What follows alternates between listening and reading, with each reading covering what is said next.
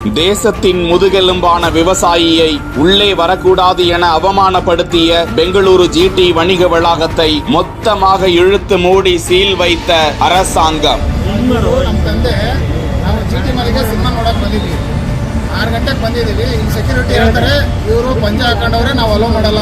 முதலில் 7 நாட்களுக்கு சீல் வைத்த நிலையில் முழுசா இழுத்து மூடிய பரபரப்பு உத்தரவு.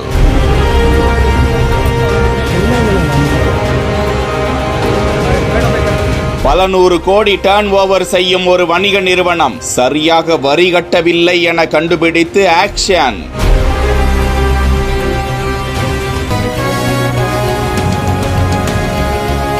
கர்நாடக மாநிலம் பெங்களூருவில் செயல்பட்டு வரும் பிரபலமான மிகப்பெரிய வணிக வளாகம் ஜிடி வேர்ல்ட் மால். 2 தினங்களுக்கு முன்பு கர்நாடக மாநிலத்தை சேர்ந்த விவசாயி பகிரப்பா என்பவர் தனது மகனோடு அந்த வணிக வளாகத்திற்கு திரைப்படம் பார்க்க சென்றிருந்தார். அப்போது அவர் அணிந்திருந்த ஆடை பழுப்பு நிறமாக வேஷ்டி சட்டை தலைப்பாகை அணிந்திருந்ததால் அவரை பார்த்த அந்த வணிக வளாக பாதுகாவலர்கள் அவர் உள்ளே செல்லக்கூடாது என திருப்பி அனுப்ப முயன்றனர்.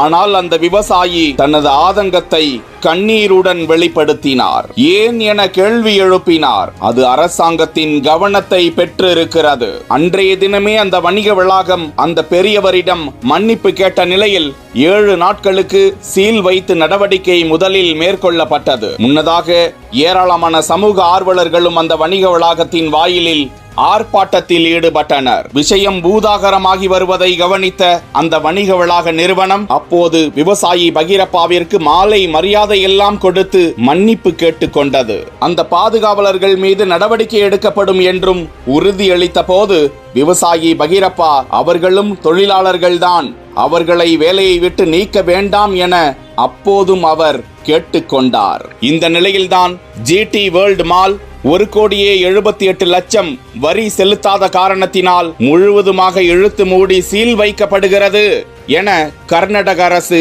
அதிரடியாக உத்தரவிட்டிருக்கிறது.